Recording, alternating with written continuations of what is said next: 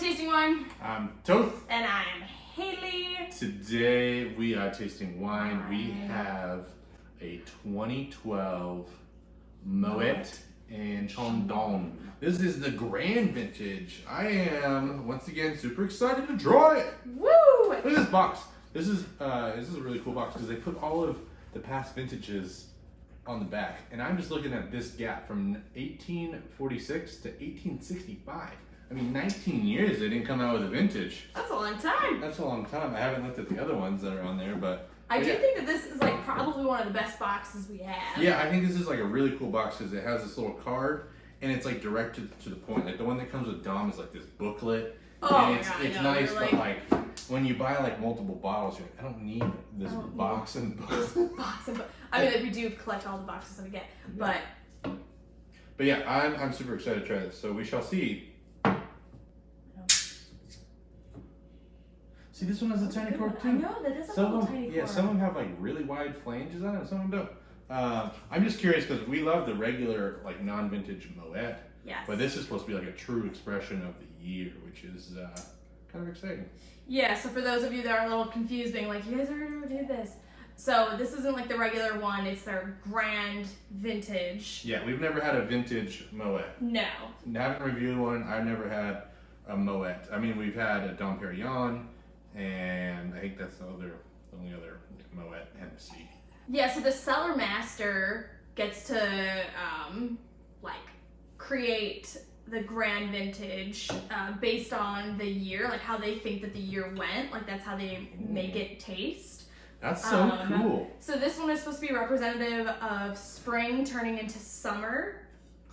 Man. During 2012, they had like a cold spells, hail, like all of this stuff, and then once it transitioned into August, like within like the last month, I guess it was like a Hail Mary, and they got like a bunch of like really warm weather.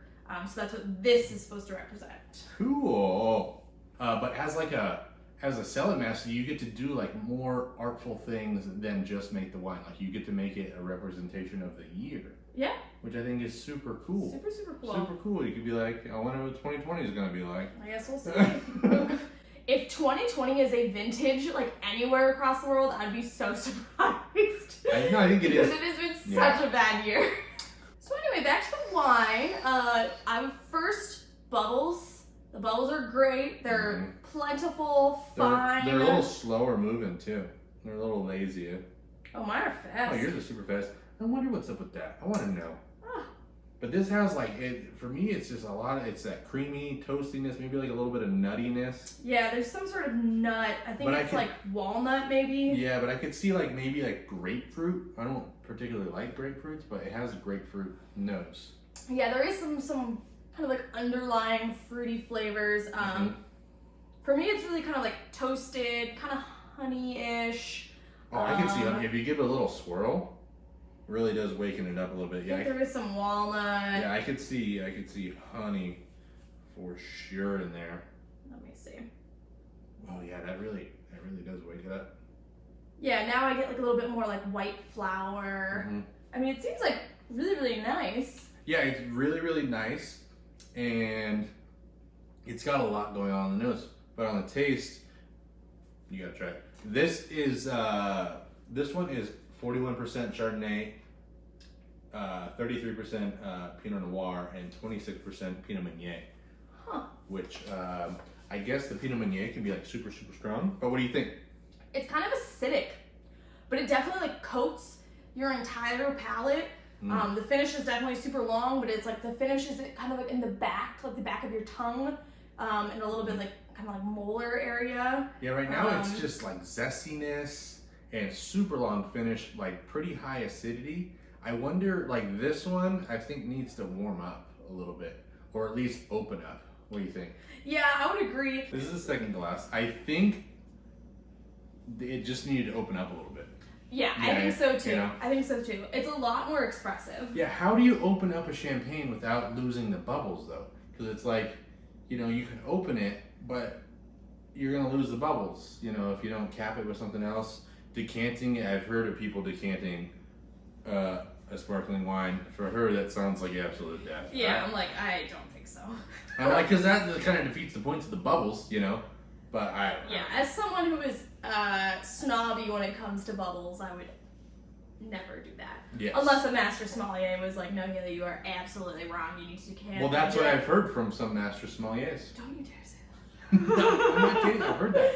No! I've heard that. That's why people like the new, like, I don't know if it's a trend, but a lot of people suggest putting your champagnes in like big burgundy stems, like really wide open, like, yeah, that's what they like. That's like a lot of what Ian Cobble suggests when they sell the champagnes. Put it in your, Oh my god. but that's just gonna get. Maybe I'm old school.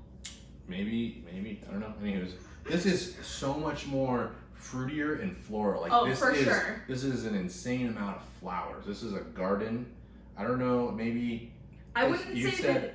you said it's going from spring to summer. I'm trying to pick up on that. I'm trying to. I know, I am too. And I think that like having those floral notes definitely like I associate that with spring, but I wouldn't say that this is like as floral as the Perrier Jouet. Oh yeah, that I would one not was like say a because like that's floral bomb. very floral. Floral bomb. I think that this has like nice toasted notes still, but I think the underlying fruits are definitely more prominent. You're getting like a little bit more of those acidic fruits like lemon, the grapefruit that you mentioned. Yeah. But what do you taste on it? Because the taste, the taste has definitely changed. It's less acidic, but it's like more voluminous. Like the bubbles kind of like coat your whole mouth. But it's like the finish is gotten a little bit shorter for me. It's not, the finish isn't as long as when we first opened it, which is interesting, I guess. Yeah, I know you told me to taste it, but I'm still stuck on the smell.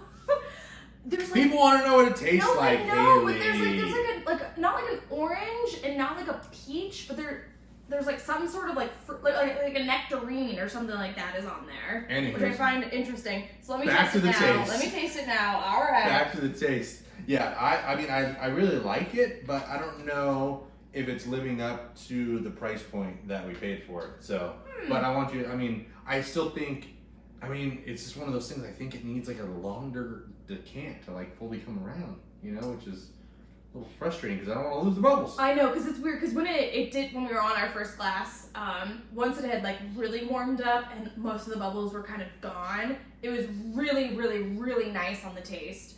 But now that this is like our second glass, it's still kind of cool. The finish isn't as long, but I still think that it's nice. You know, you still kind of have like the acid in your mouth. I don't know. I got like some like dried pineapple. Yeah, no, there's definitely some dried fruits. And you know what this is? This isn't like incredibly well balanced.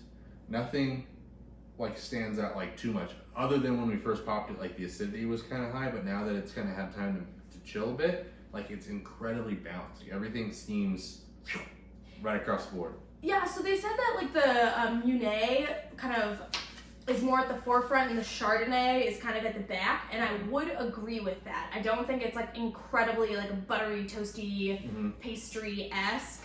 But I guess I'm not really sure like what sort of red flavors are dominating there. Yeah, I don't know. It's just so well balanced that I'm not picking up on too much of like, there's not like an insane amount of like brioche or toastiness. Like, it's there, but it's nothing, no one thing like particularly sticks out to me.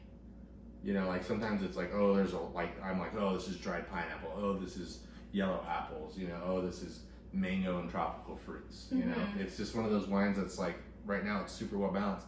But consistent. It's very consistent. Very consistent. Maybe we opened it a little bit premature. Maybe. I think it can definitely, being that it's so balanced and it had that super high acidity, I feel like this can go like a long haul. I feel like, you know, trying it in 5 more years or something like that would be like.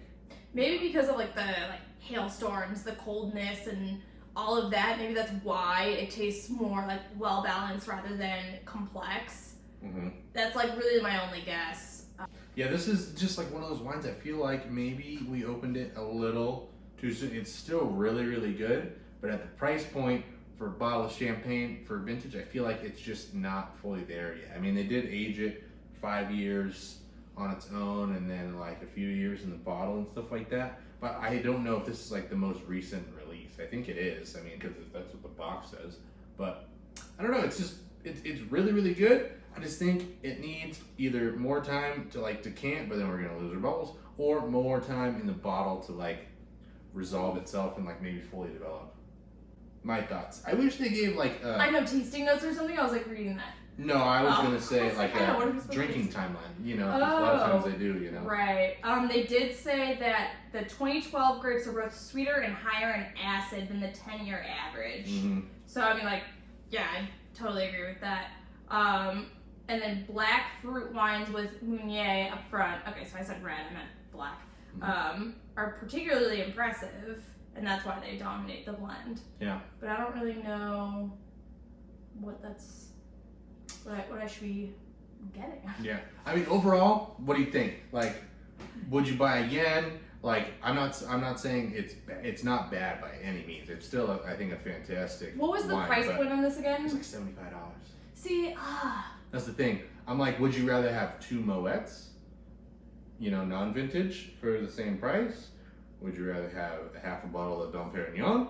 Would you rather have this? You know, but I don't want to judge. I think it's great. Yeah. Sorry to interrupt you, but I think it's great to like try new wines. Oh, I think you always should. But like, I don't know. Maybe we got a bad bottle. Maybe we needed to let it age a little bit more. But I probably would buy 2 non-vintage, two non-vintage Moëts over this again. Good to know. Other than that, thank you for joining here as Tasting Wine. Make sure you get out there and taste some wine. Have you ever had a 2012 Moët and Chandon? I'm curious about their other vintages. If you ever had those, let us know. Maybe we could seek out one and try and find it, give it a little taste review. I would love to try a bottle of this from 1960. That'd be amazing. I would love it. Who wouldn't want to try a bottle from 1960? I want to try a 50-year-old champagne. I would love to try that. Anywho, make sure you get out there and taste some wine. Let us know what you're trying. Leave some comments and below, recommendations, all that stuff. Did I forget anything? Follow us on Instagram. Our new Instagram is Tasting Wine Official. You can see behind the scenes what we're drinking on the reg, what we're gonna upload for the week. For the week, yep. But other than that, we'll see you on the next one. Cheers. Cheers. Oh, There we go. Yeah, break my glass.